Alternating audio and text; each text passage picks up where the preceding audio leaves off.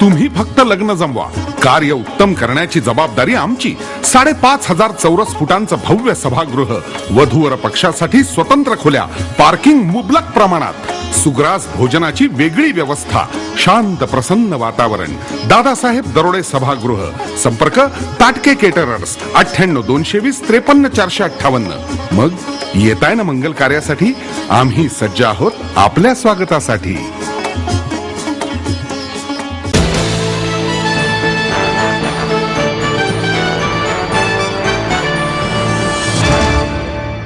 International leprosy युनियनच्या वतीने कुष्ठपीडित मानवी हक्क प्रकोष्ठ स्थापन करण्यात आला आहे. भाजप नेते आणि माजी पेट्रोलियम मंत्री राम नाईक यांनी पत्रकार परिषदेत ही माहिती दिली.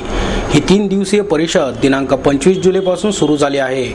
ILUचे अध्यक्ष डॉक्टर शरदचंद्र गोखले तसेच ज्येष्ठ पत्रकार मुझफ्फर हुसेन हेही यावेळी उपस्थित होते. यावेळी बोलताना नाईक म्हणाले, या संदर्भात आम्ही केंद्र आणि राज्य सरकारकडे सतत पाठपुरावा केला होता, मात्र त्याला प्रतिसाद मिळाला नाही. सरकारने 2005 साली भारत कुष्ठरोग मुक्त झाल्याचे जाहीर केले होते, पण 2010 मध्ये भारतात नवे कुष्ठरुग्ण आढळले आहेत. जगातल्या अशा नवीन रोग्यांमध्ये त्यांची संख्या 55% आहे. त्यामुळे या समस्येकडे लक्ष देणे गरजेचे आहे.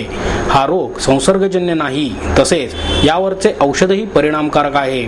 मात्र या रोगाचे उच्चाटन झाले अशा समजामुळे आता सरकारी रुग्णालयात यासाठी कर्मचारीच उपलब्ध नसल्याने हा रोग झाल्याचे लवकर निदान होत नाही. त्यामुळे त्याचा काही प्रमाणात प्रसार झाल्याचेही यावेळी त्यांनी सांगितले. त्याचप्रमाणे शरद पवार हे धूर्त राजकारणी आहेत. त्यांच्या चालीबद्दल भाष्य करणे अवघड आहे. कृषी खात्याचे मंत्री म्हणून त्यांना जे अपयश आले आहे ते लपवण्यासाठी ते हा सगळा प्रकार करत आहे, असे मतही राम नाईक यांनी व्यक्त केले. ते म्हणाले, नरेंद्र मोदींना भावी पंतप्रधान पदाचा उमेदवार म्हणून जाहीर करतील का हे मी आता कसे सांगणार? तो पक्षाचा निर्णय असेल. मी फक्त एवढंच सांगेन की मोदी काय किंवा भाजपचा कुठलाही नेता या पदावर आला तर तो आतापेक्षा नक्कीच चांगली कामगिरी करेल, असा विश्वासही त्यांनी यावेळी व्यक्त केला.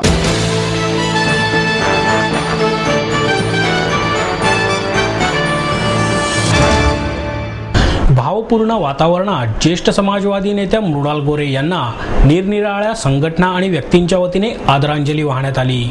मृणालताईंच्या हसऱ्या फोटोच्या पार्श्वभूमीवर लातूर, उस्मानाबाद, पेण असे कुठून आलेले कार्यकर्ते आपल्या भावना व्यक्त करत होते. सगळ्यांच्याच मनात आठवणी दाटल्या होत्या.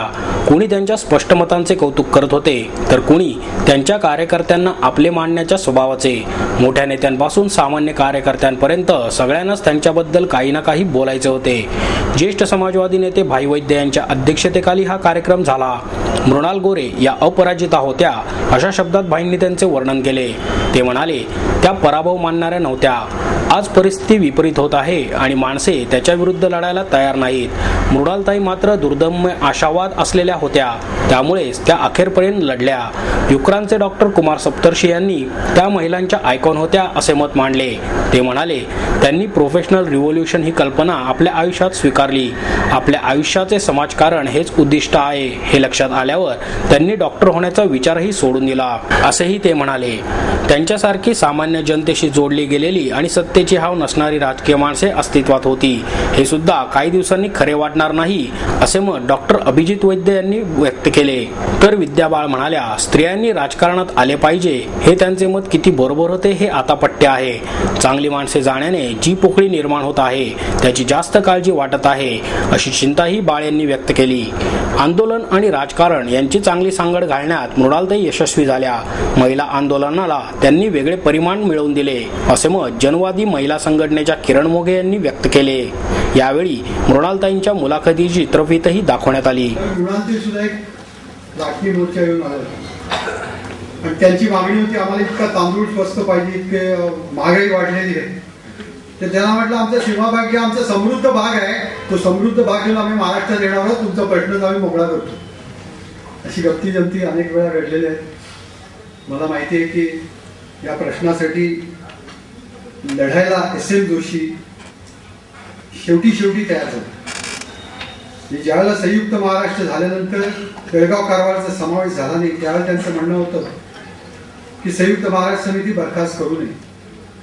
पण नाईलाजास्तव अनेक पक्ष त्यातल्या बाजूला झाल्यामुळे त्यांना ती बरखास्त करावी लागली.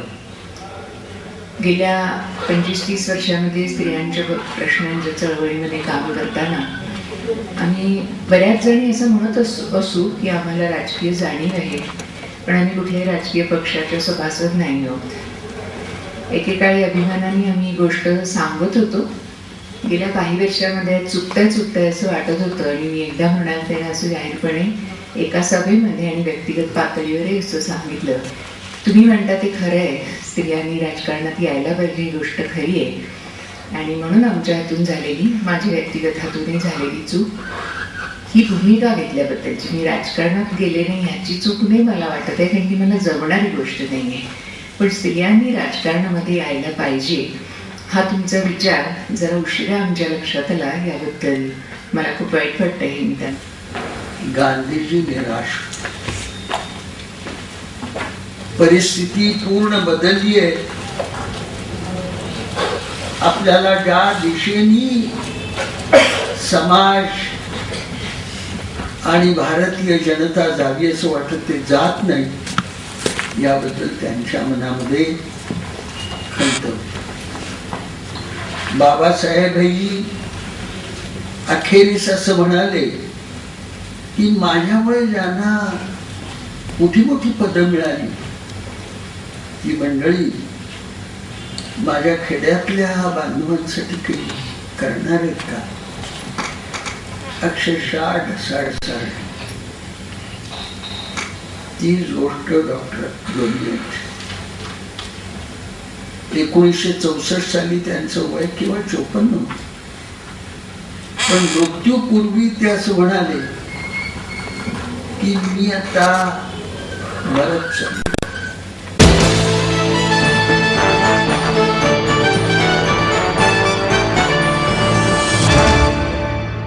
कायद्याची अंमलबजावणी करताना माणूस म्हणूनही विचार होणे आवश्यक आहे, असे मत शाळेतील शिक्षा या विषयावरील परिसंवादात व्यक्त करण्यात आले.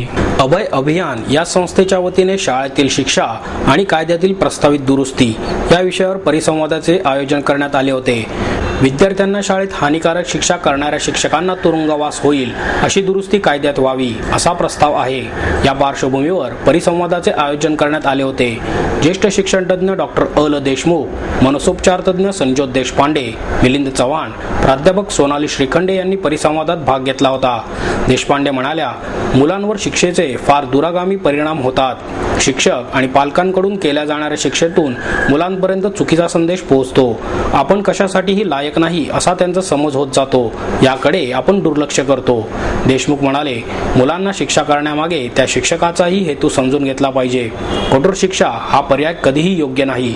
समाजात सुसूत्रता आणण्यासाठी कायदा आवश्यक आहे, पण या कायद्यामुळे शिक्षकाच्या मानसिकतेचा विचार न करता कायद्याची अंमलबजावणी झाली तर समाजाची वाटचाल चुकीच्या दिशेने होईल. चव्हाण म्हणाले, शिस्तीच्या नावाखाली होणाऱ्या शिक्षेचा विद्यार्थ्यांवर वाईट परिणाम होतो. शारीरिक आणि मानसिक अपमान विसरता येत नाही असेही त्यांनी नमूद केले.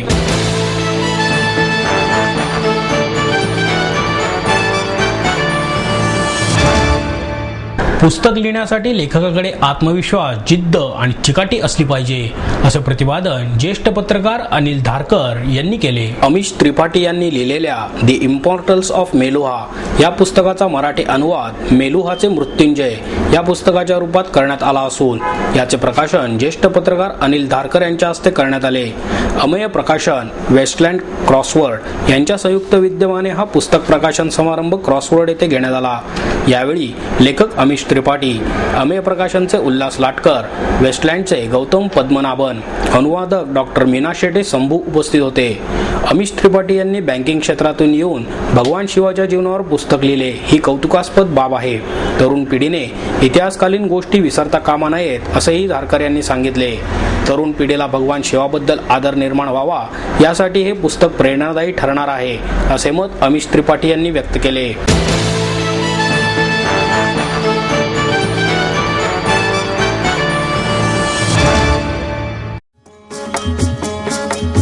तुम्ही फक्त उत्कृष्ट लग्न जमवा. कार्य उत्तम करण्याची जबाबदारी आमची. 5,500 चौरस फुटांचं भव्य सभागृह, वधूवर पक्षासाठी स्वतंत्र खोल्या, पार्किंग मुबलक प्रमाणात, सुग्रास भोजनाची वेगळी व्यवस्था, शांत प्रसन्न वातावरण. दादासाहेब दरोडे सभागृह. संपर्क ताटके केटरर्स 98-220-53-458. मग येताय ना मंगल कार्यासाठी? आम्ही सज्ज आहोत आपल्या स्वागतासाठी.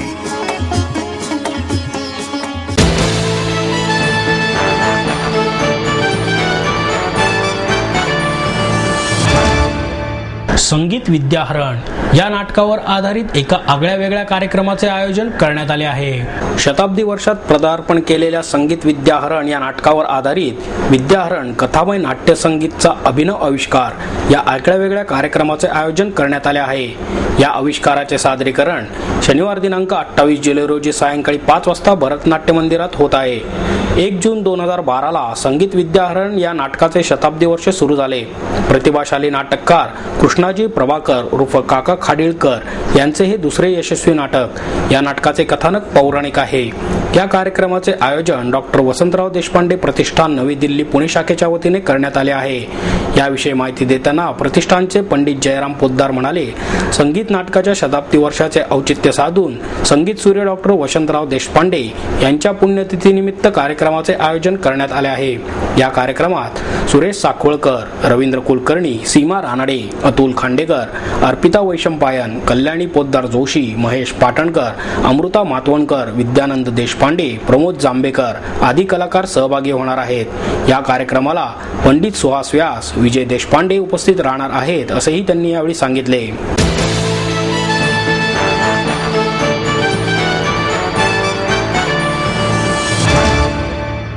भारतातील पहिल्या किड्स कॅफेचे पुण्यात छोट्या भीमच्या हस्ते उद्घाटन करण्यात आले.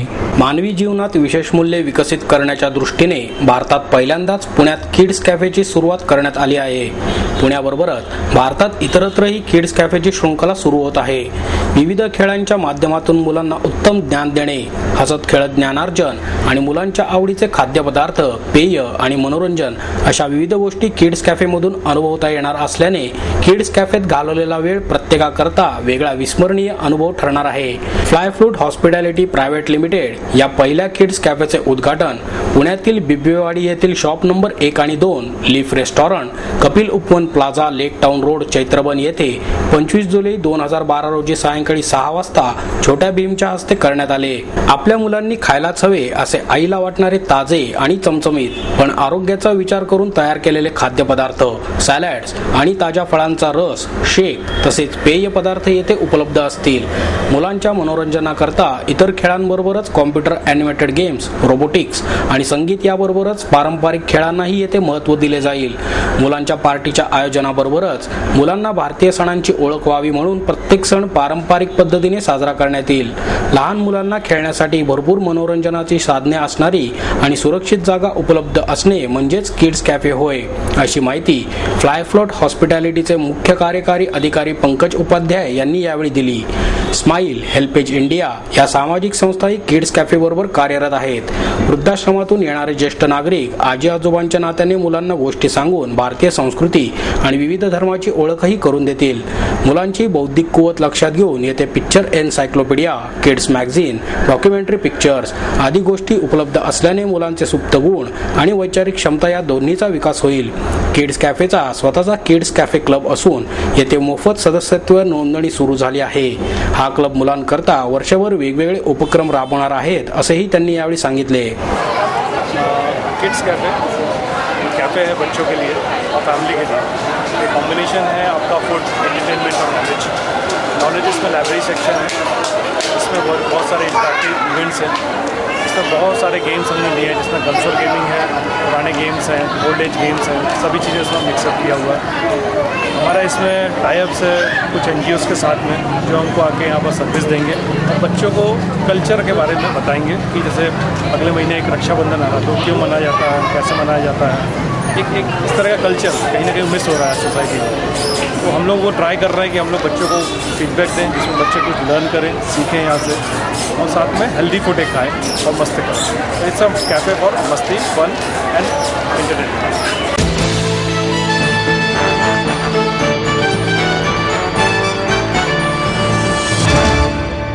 कारगिल विजय दिनाच्या पार्श्वभूमीवर वंदे मातरम संघटनेच्या वतीने मानवंदना वादनाचे आयोजन करण्यात आले होते. 26 जुलै हा संपूर्ण देशभर कारगिल विजय दिन म्हणून साजरा केला जातो.